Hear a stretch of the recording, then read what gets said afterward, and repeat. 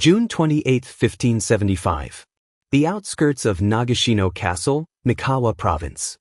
The morning air was wet with mist and the smell of river reeds. Clouds clung low over the hills, heavy with the promise of rain but refusing to break. Beneath those quiet gray skies, thousands of men were already awake, adjusting armor plates, checking bowstrings, feeding horses that stomped nervously at the cold earth. The world felt suspended, as if holding its breath. You could hear it before you could see it, the distant clatter of wooden armor, the metallic rattle of matchlock guns being primed, the harsh snort of a warhorse that sensed danger long before a human mind could shape it into thought.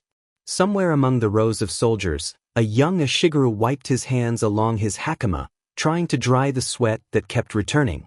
His fingers trembled. His lips murmured a sutra he barely remembered. But none of it settled the tightness inside his chest. No one here knew the world was about to change forever. Barely a kilometer away, Nagashino Castle smoldered. Oda and Tokugawa banners fluttered like torn crows' wings along the ridgeline. Inside the garrison, defenders had survived 2 weeks of brutal siege, running out of food, out of arrows, out of hope. The Takeda army, once the terror of the provinces, had encircled the fortress like a tightening fist. And this morning, they waited, ready, hungry, expecting victory. But something darker was stirring beneath the surface. A shift in warfare no clan leader fully understood, not yet. On a small rise overlooking the Shitargahara plain, Oda Nobunaga stood with arms folded behind his back, his armor lacquered in black that drank the faint light. He was calm, almost too calm for a man preparing for the largest battle of his life. The faint breeze lifted the rim of his war fan as he surveyed the field. To his right, Tokugayasu examined the terrain with quiet scrutiny, his hawk-like eyes tracing the line of wooden stockades his men had finished building during the night. Long, braced, carefully angled. Those fences were unlike anything samurai had seen before. Not barriers. Not defenses. They were traps. Nobunaga knew exactly what he intended to do. And he knew the Takeda cavalry would come straight into his hands. A little farther south, across the sea of tall grass, the camp of the Takeda clan pulsed with tightly coiled energy. Red banners embroidered with the bold sigil of the Takeda fluttered in the early wind, each one snapping like a heartbeat. Horses were being saddled, polished cuirasses strapped down. Men murmured the name of their fallen lord, Takeda Shinjin, while looking to his son, Takeda Katsuyori, for strength, for direction, for purpose. But Katsuyori's eyes were burning with something else entirely. A mix of pride and desperation. His scouts reported that Nagashino Castle was on the brink of collapse. Victory was within reach. And yet, Nobunaga had appeared, with tens of thousands of men and an unknown number of arquebuses. The younger Takeda lord clenched his jaw. He had inherited the greatest cavalry force in Japan. Warriors who believed a single charge could shatter any line, break any resolve, crush any enemy. He could not hesitate. He could not retreat. Not again. But this decision, made from pride, grief, and the shadow of his father, would come back with devastating force. Across the plains, in the soft hush before dawn heat could rise, warriors from both sides stared at the horizon as if awaiting permission from the heavens to take their next breath. Time felt stretched thin, fragile. A lone crow cried from somewhere unseen. Then another. Then silence again. It was in that quiet moment that you could almost sense the invisible tension snapping through the air. A shift. A warning. A ripple in history itself. What happened next would shake an empire to its core. The Oda lines began to form, arquebusiers stepping forward in rhythms, their weapons gleaming with fresh oil. Powder horns were checked again and again. The smell of sulfur drifted in faint, stinging waves. Nobunaga's officers moved down the line, whispering final instructions, calm, rehearsed, confident. They were preparing not simply to survive the Takeda charge. They were preparing to end it. On the opposite rise, Takeda commanders mounted their horses, tightening reins wrapped in scarred hands. They looked to Katsuyori for the signal. Some of these men had ridden under Shinjen himself, undefeated in dozens of battles. Men whose names would be carved into legends. Men who believed, even now, that no weapon could break the spirit of a samurai on horseback. But they had no idea what was waiting just beyond the horizon. The sun broke through the clouds at last, stretching pale gold across the valley. Armor lit up in shards of reflected light. Banners glowed crimson. And the full scale of both armies was finally visible, tens of thousands on each side, locked in a standoff that could end only in blood. A horn sounded. A second answered. And everything began to move. At first it was only the earth shifting, a faint vibration underfoot, too light to see, too early to fear. But then the tremor grew. Hooves struck soil in synchronized bursts. Armor plates clattered like storm-beaten shutters. The battle formations of two great powers slowly unfolded across the Shitargahara plain, each movement deliberate, each breath measured, as if the land itself were bracing for the coming collision. The mist had thinned, but the air was still heavy, thick enough that every sound seemed to travel twice as far. In the Oda ranks, a young arquebusier lit the match cord on his gun, the tiny flame hissing to life with a faint glow. He could smell his own nerves, sweat, powder, the metallic bite of fear. Around him, rows of soldiers mirrored his motions in perfect repetition, creating a quiet, unsettling harmony. Above them, Oda Nobunaga raised his war fan. Just slightly. Just enough for his closest commanders to see. The first signal. And yet, this was not an order to fire. Not yet. Nobunaga was waiting, timing the rhythm of the incoming storm. A few hundred meters away, the Takeda cavalry began to form into their legendary wedges, triangular spearheads designed to punch straight through enemy lines. The movement was beautiful in its precision, almost ritualistic. Horses tossed their heads, steam rising from their nostrils.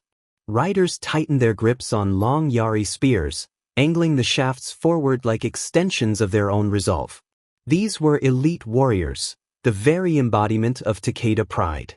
Men who had spent their entire lives charging forward, never breaking, never bending. Men who carried the memory of Shingen's victories like a fire in their blood. But something darker was stirring beneath their confidence. A question silently carried between glances, unspoken yet heavy. What trick is Nobunaga preparing? Why those fences? Why those careful stillnesses? Back in the Oda lines, Tokugawa Ieyasu rode along the wooden stockades, examining every detail. Soldiers stood in 3 staggered ranks, each one knowing that their timing had to be perfect or they would die before reloading. The rain from the night before had dampened the fields, and the mud sucked at their boots, but it also meant that gunpowder smoke would cling low to the ground. Fog, powder, mud, fences, every part of this battlefield was built into Nobunaga's design. "Hold," Tokugawa murmured to the closest captain. His voice was steady, measured. "Let them come. Let them believe they have the advantage." Because once the Takeda cavalry committed themselves, there would be no turning back. The wind shifted. From the Takeda side, a roar went up, raw, thunderous, alive. A sound that cut through every soldier on the field, vibrating in ribs and bone. Horses stamped. Armor rattled. The iconic red banners of the Takeda surged forward as Katsuyori gave the signal. The charge was beginning. You could almost feel the moment the cavalry broke into a full run. The plain shook violently now, hooves tearing through the wet soil, clods of earth spraying backward like dark rain. Thousands of horses thundered across the valley, turning the ground into a living drum. Their riders leaned low, faces set in fierce resolve, spears aimed like lightning bolts. It was a sight that would have terrified any army in Japan. Any army except the one Nobunaga had prepared. Behind the stockades, the Oda arquebusiers did not flinch. They kept their guns pointed outward, matchcord flames burning steadily despite the wind. Seconds stretched into impossible lengths.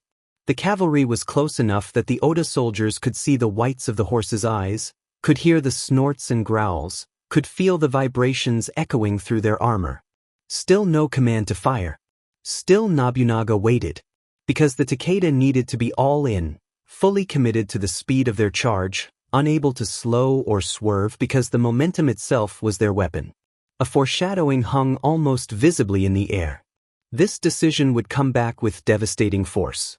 Katsuyori himself rode behind the first wave, urging his generals forward. Among them were some of the finest commanders of the age, men whose names had long lived in the shadow of Shinjin's glory. They believed this charge would be their moment of vindication. They had no idea what was waiting just beyond the horizon of gun smoke. Closer, closer. The cavalry was nearly upon the stockades now, massive, unstoppable, furious. Nobunaga lowered his war fan. Not with a shout, not with ceremony. Simply lowered it. And in that quiet, almost delicate motion, the world changed. A crackling eruption of sound tore through the air as the first volley fired. Smoke burst outward in dense white clouds. Flames sparked from hundreds of matchlocks. The roar of controlled gunfire collided with the thunder of charging horses. And for the first time in Japanese history, a samurai cavalry charge met a wall of coordinated bullets. The plain was swallowed in sound. But this was only the beginning. The first volley did not merely strike. It shattered. Horses buckled mid-stride, their bodies collapsing with sickening thuds that threw riders violently into the churned mud. Spears flew from hands. Armor split. Men screamed as the momentum of the Takeda charge crumpled against the invisible wall of gunfire. And then came the second volley. And the third. Each burst landed before the echoes of the last had even died. A relentless, mechanical rhythm, something entirely alien on a Japanese battlefield. The smoke rolled outward in thick, choking waves. The air tasted of sulfur and iron. The world disappeared behind white fog lit by muzzle sparks. Behind the stockades, the Oda arquebusiers worked with terrifying precision. While the front rank fired, the second rank crouched to reload. Powder. Shot. Hammer down. While they reloaded, the third rank rose to fire. Then back again.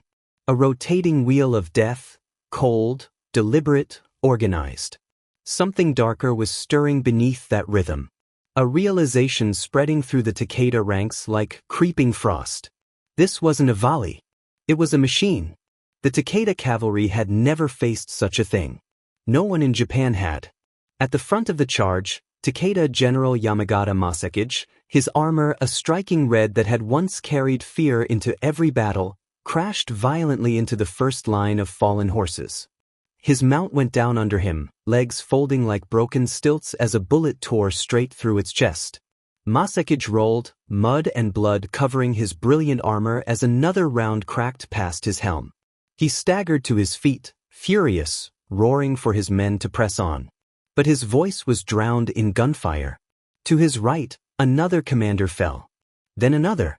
Generals died so quickly that their banners, symbols meant to mark their presence on the battlefield, became gravestones instead. Still, the Takeda refused to break. They were samurai. They had crossed too far to retreat now. Momentum was their only hope. And yet, with every step, the mud grew deeper. The bodies of horses formed mounds. The air thickened with smoke so dense it felt like wading through a nightmare. Something darker was rising beyond that fog. Foreshadowing whispered in every gunshot. In every collapsing rider. In every flash of flame. This would not end like any battle before. Behind the stockades, an Oda officer shouted, "Steady! Let them come!" His voice strained against the inferno of sound. Arquebusiers fired so quickly their match cords burned dangerously close to their fingers. Sweat poured down faces. Powder residue turned their hands black. But the line held. The machine continued its rhythm. The Takeda second wave thundered forward, screaming war cries, not to intimidate, but to drown the raw terror creeping into their bones. They had to reach the stockades. If even a fraction of them broke through, the gun line would collapse. A rider leaped over a fallen horse, spear lowered, and was thrown backward as a bullet slammed into his chest. Another tried to weave through gaps in the fence, and vanished under a storm of gunfire that left nothing but torn cloth and shattered armor. Still the Takeda generals pushed forward. Men like Baba Nobuharu and Nato Masatoyo, seasoned veterans who had survived countless wars, now rode into a weapon they had never been trained to face. Bullets did not fear banners. Powder did not hesitate. Smoke did not respect rank. Nato Masatoyo, struck in the throat by a shot that pierced the seams in his armor, fell with a sound that was almost gentle, like fabric tearing. His men saw him collapse. They surged forward in fury. But fury was no shield against lead. One by one, the famed generals of the Takeda clan, the very pillars of its military power, fell into the mud. Their bodies lay twisted beside their horses, their armor torn apart by holes too small to understand yet too lethal to deny. And still the volleys continued. At the command ridge, Nobunaga watched with calm, cold eyes. He did not exult. He did not cheer. He merely observed the unfolding of a new age, a future built not on swords, but on controlled fire. "This is the turning," he murmured to a nearby officer. "The moment the old world begins to die." Down on the field, Katsuyori finally saw it, the full horror of the trap he had ridden into. His face went pale beneath his helmet. Rage fought with disbelief. Pride battled with terror. He shouted for a regroup, waving his fan desperately. But the smoke swallowed his signal. He tried again, and a stray shot struck the horse beside him, sending the animal screaming into the dirt. Katsuyori stared at the carnage, at the collapsing power of his clan, at the endless rhythm of the Oda arquebus. And in that moment he understood. The first wave was gone. The second was dying. The third had no hope. But the machine was still only warming up. By midday the sun had burned a ruthless hole through the thinning clouds, revealing a battlefield that scarcely looked human. Smoke clung to the ground like a second skin. The mud had churned into a dark, glistening mire full of shattered spears, broken saddle straps, and the bodies of men who had been legends just hours before. But the volleys did not slow. If anything, they grew more precise. Every minute, another coordinated blast tore across the plains, echoing into the hills like the heartbeat of an iron giant. The air vibrated with percussion, gunshots, screams, the thundering collapse of dying horses, the splintering of wooden stockades absorbing spear blows that never reached flesh. This was no longer a clash of warriors. It was a clash of eras. Something darker was beginning to take form. A shift more permanent than any death happening in the mud. Oda Nobunaga's officers rotated the arquebus crews with mechanical efficiency. Fresh gunners stepped into place, replacing those whose weapons overheated or who had burned through their match cords. Powder supplies moved forward in steady streams. Runners carried orders back and forth like veins sustaining a living organism. And yet, despite the brutal precision of it all, fear still throbbed beneath the surface. Because the Takeda were not breaking. Not yet. Through the smoke, the third Takeda wave emerged, not with the thunder of cavalry, but with the determination of men who refused to let their clan die in silence. These were infantry now, spearmen, swordsmen, and the remnants of cavalry who had lost their mounts but not their purpose. Their armor was scorched, their banners torn, their faces streaked with mud and blood. But they came. One last surge. One final push to reach the stockades. And leading them, battered, furious, roaring like a trapped tiger, was Takeda Katsuyori himself. He was reckless now, grief-struck, running on the raw agony of watching his commanders die one by one. To his right, the red armor of Yamagata Masakage no longer moved. To his left, the proud banner of Nato Masatoyo lay trampled in the mud. The elite Takeda generals, men whose names had shaped the warring states, were falling with terrifying speed. And still Katsuyori pushed forward. "This ends with us," he shouted to the surviving officers. "A final charge. Now." But something darker awaited him.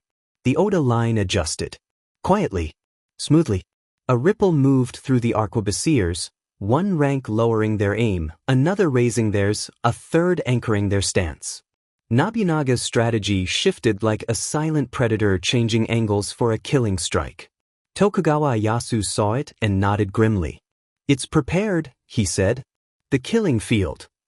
The Takeda infantry surged. Over bodies. Through smoke.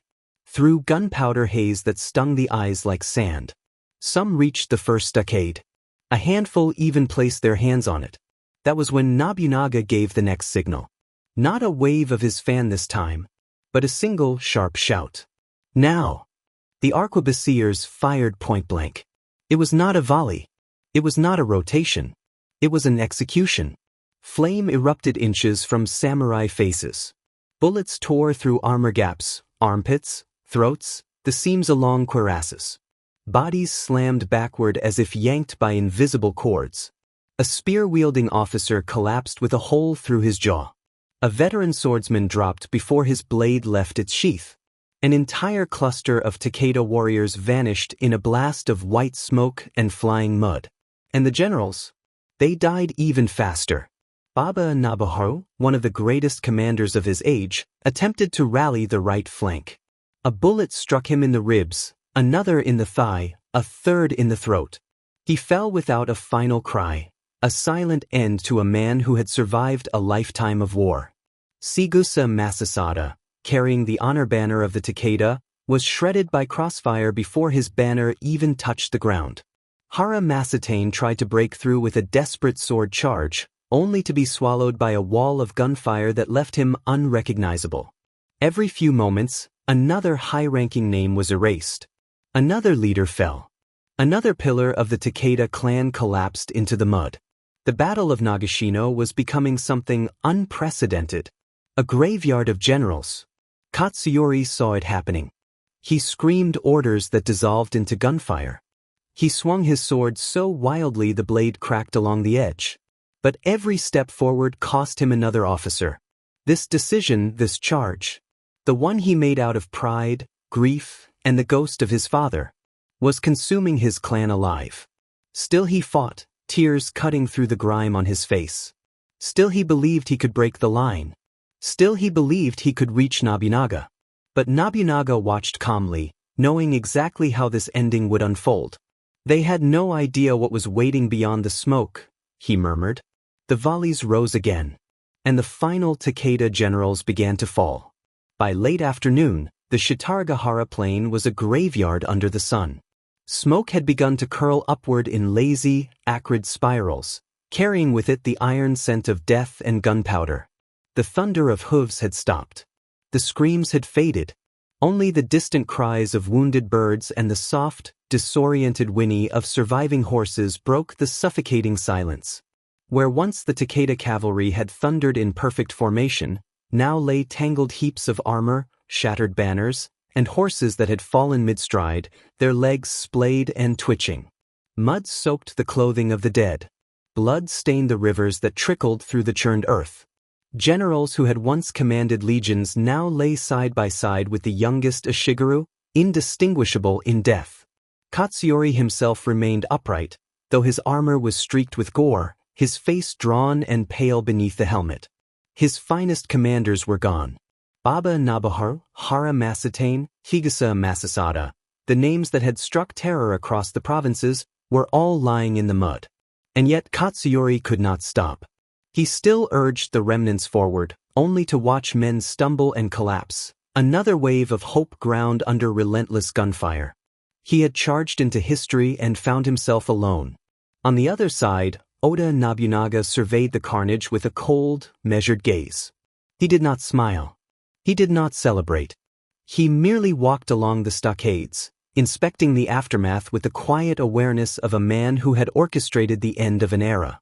His arquebusiers, still smoldering from the firing, were being led to tend their weapons, reload, and prepare for any last desperate attacks. Nobunaga understood that history was written not by those who survived the day, but by those who understood it first.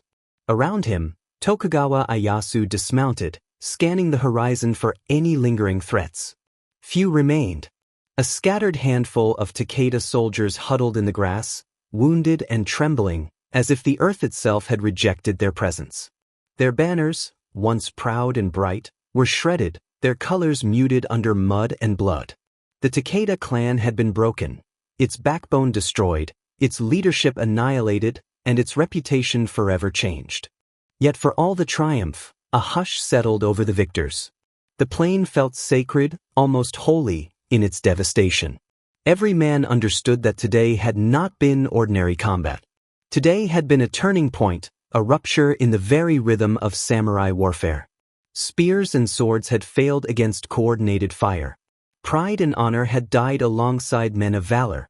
And as they gazed upon the wreckage, even the victors felt the weight of what had been lost. And somewhere beneath the surface of victory, Nobunaga knew the full consequence. He had introduced a weapon, yes, but also a method, a philosophy of war that could not easily be undone. The old code of the charging samurai, of honor through single combat, of glory in blade against blade, was already shifting. A new world was rising, where strategy, discipline, and technology would define life and death. Meanwhile, Katsuyori stumbled to the edge of the battlefield, clutching what remained of his spear. His eyes, once fierce and commanding, now reflected only despair. He looked at the broken bodies of his men and realized, finally, that the Takeda clan's era was over. The sun dipped lower, casting long shadows over the battlefield. Shadows that stretched like the long, inescapable consequences of a single day. Something darker still lingered in the air, the echo of a culture forced to reconcile with its own obsolescence. The very idea of samurai supremacy, the belief that honor and courage alone could determine the outcome of war, had been shattered under the hail of lead. The world of the samurai, the world Katsuyori had inherited from his father, was irrevocably split in two, before Nagashino and after.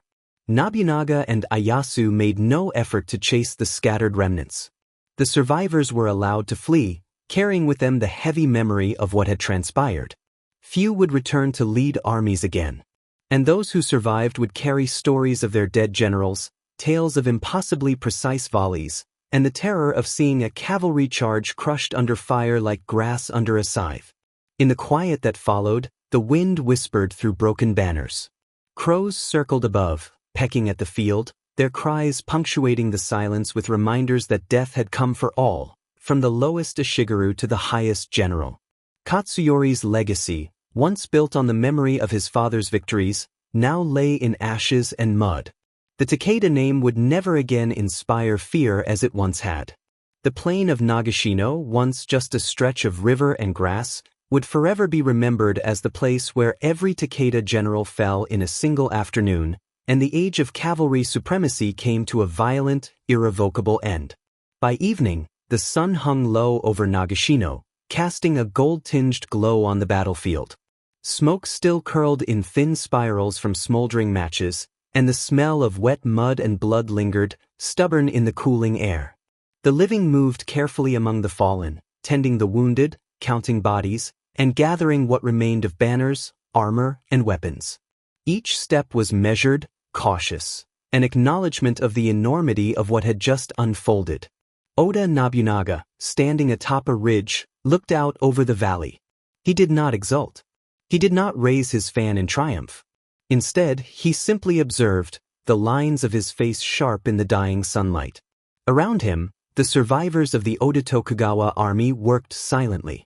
Even the men who had never seen battle at this scale seemed to understand. They had witnessed not just a victory, but a transformation. The age of the samurai's invincible cavalry charge had ended here, under this sky, in a field scarred with mud and blood. Somewhere in the distance, the faint sound of river water trickling over stones filled the space left by the departed roar of war. It was the first sign of normalcy, however fragile. And yet, the whispers of what had occurred would echo far beyond Mikawa province. Letters would be written, rumors spread, and the story of Nagashino would travel faster than any army could march. Commanders across Japan would study the battle, rethink strategy, and fear the silent, deadly precision of firearms. For Takeda Katsuyori, the aftermath was different. He had survived, yes, but survival felt hollow. The bodies of his generals, his friends, his mentors, lay strewn across the mud. The Takeda clan's pride, built over decades, had been fractured in a single afternoon. The psychological blow was immense. News would follow him back to Kai province. Defeat, loss of legitimacy, and the shattering of the aura of invincibility that had once surrounded the Takeda name. For years to come, this day would haunt his every decision, a grim reminder that glory could vanish in the blink of a gun's flash. History remembers Nagashino not just as a massacre, but as a turning point. The battle demonstrated the power of disciplined firearm formations against traditional cavalry, showing that courage and valor alone could no longer dictate victory. Nobunaga's foresight, meticulous preparation, and willingness to embrace innovation would set a precedent, influencing every military mind in Japan. It was a lesson both practical and philosophical. Adaptation mattered more than tradition. Cultural shifts followed swiftly. Samurai would continue to wield swords, to honor their code, to fight with bravery, but the shadow of the arquebus hung over every battlefield. The elegance of the horse charge, the poetry of blades clashing, could now be undone by a steady line of disciplined shooters. Warfare had grown colder, more calculated, and far more deadly. The human cost of resistance to change had been written in blood. And yet, amid the devastation, a quiet beauty persisted.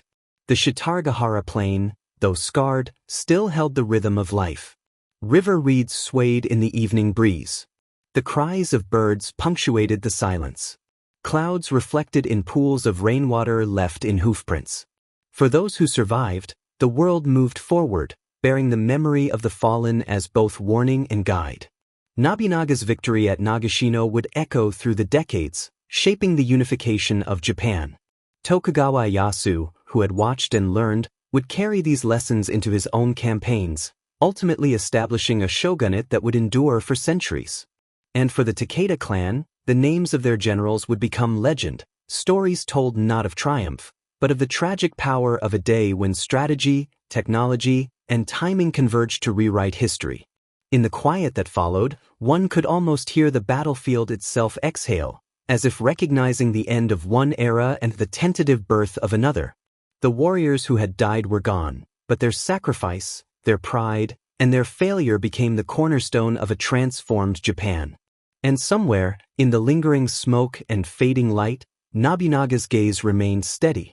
The world had changed forever. The age of cavalry was over. The age of fire had begun.